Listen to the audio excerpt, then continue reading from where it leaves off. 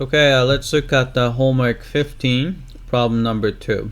Alright, so we're going to use this conversion equation to rewrite this double integral to evaluate it. Alright, so let's do that. First, we look at the original region in the xy plane. Right, so it looks like x goes from 0 to infinity and y goes from 0 to infinity. So this is just going to be a first quadrant. So here, right, so this is going to be our region.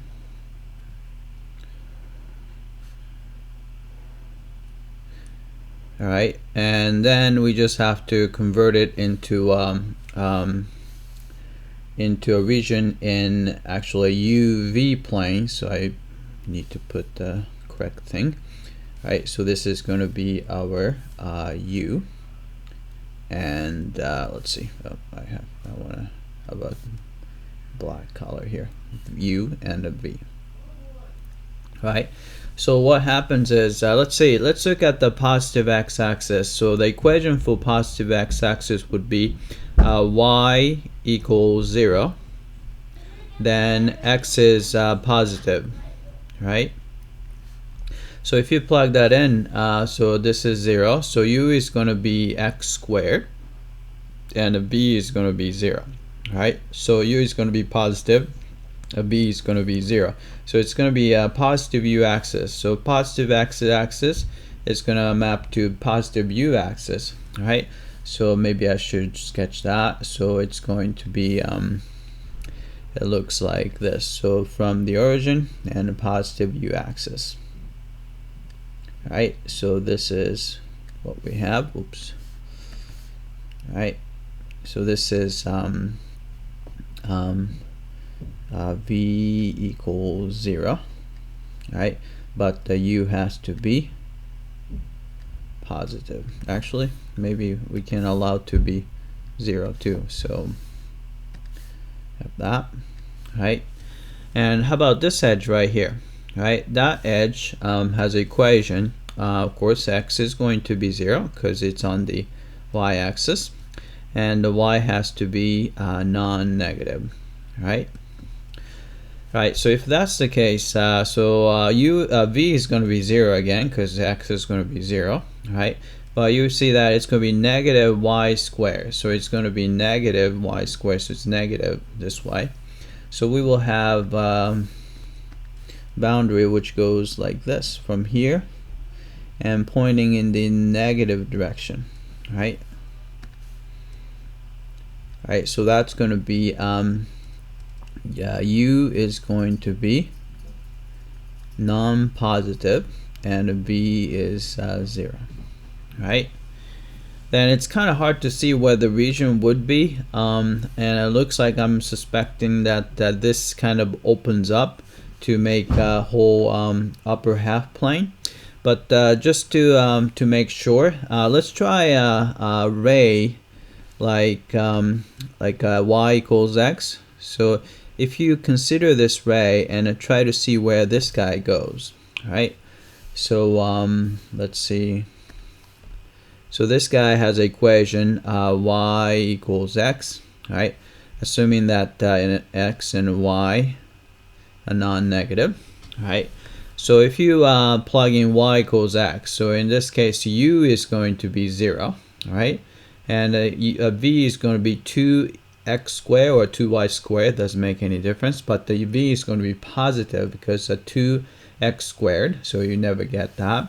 So this guy is going to be mapped to a positive v-axis, like that, right? Then we can see that, okay, so it looks like this was opened up and have entire upper half plane. So the region is going to look like this.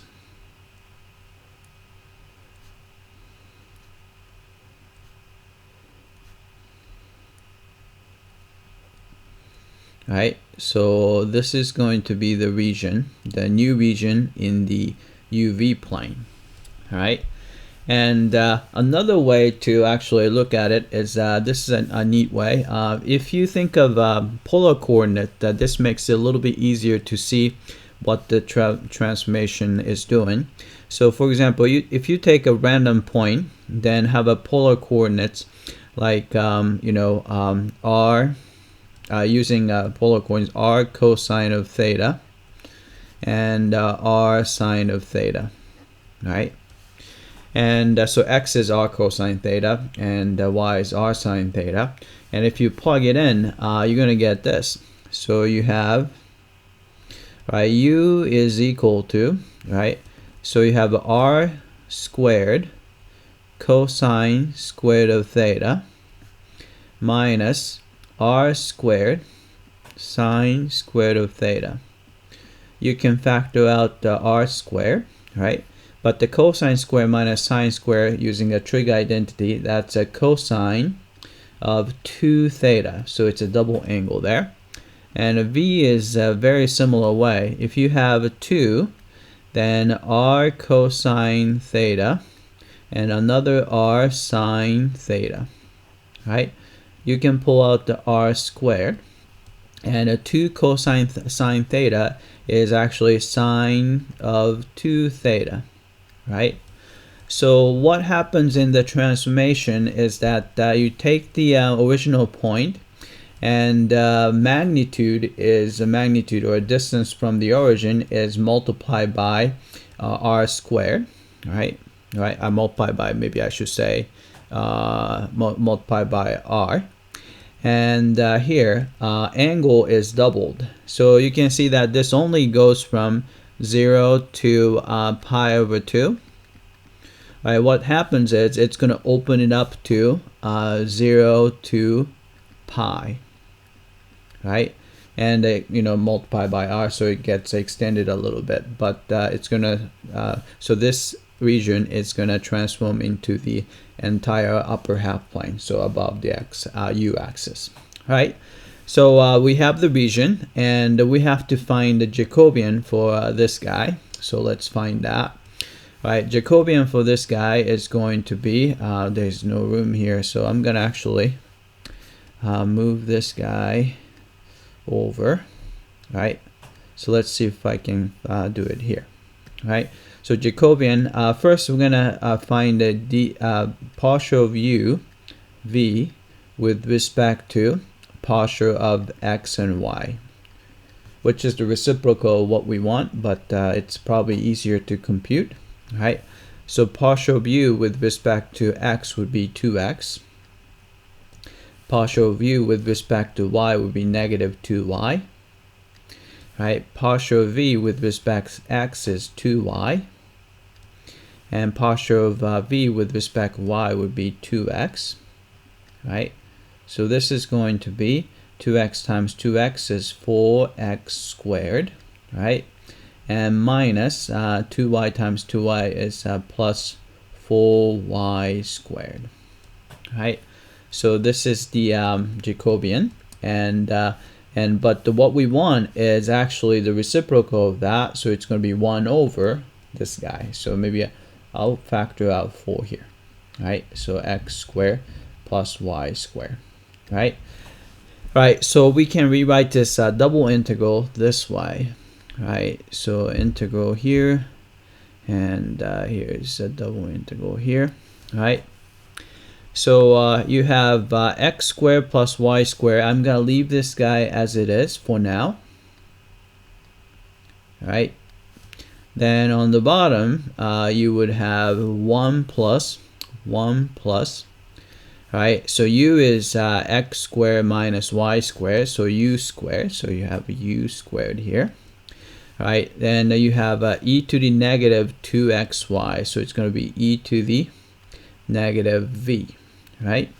Then Jacobian is a reciprocal of this, so it's going to be 1 over 4 times x squared plus y squared. Right?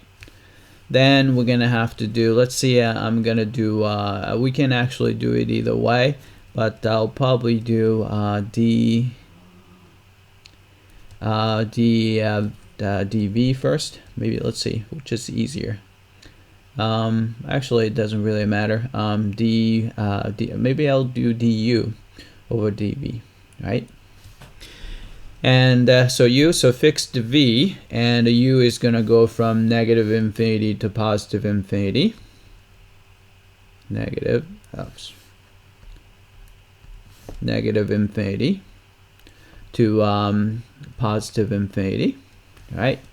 Then v is going to go from 0 to infinity. So v is going to go from 0 to infinity, right? You can see that we can cancel x squared plus y squared, and you cancel that, right? So everything is written in terms of u and v, right? So antiderivative exponential function, we can find that. Antiderivative 1 over 1 plus u squared, that's an arctangent, so we can find that, right? So I'll let you finish this up. All right, so let's see, and you can find the value on your own. All right, that's it. I hope that this will get you going.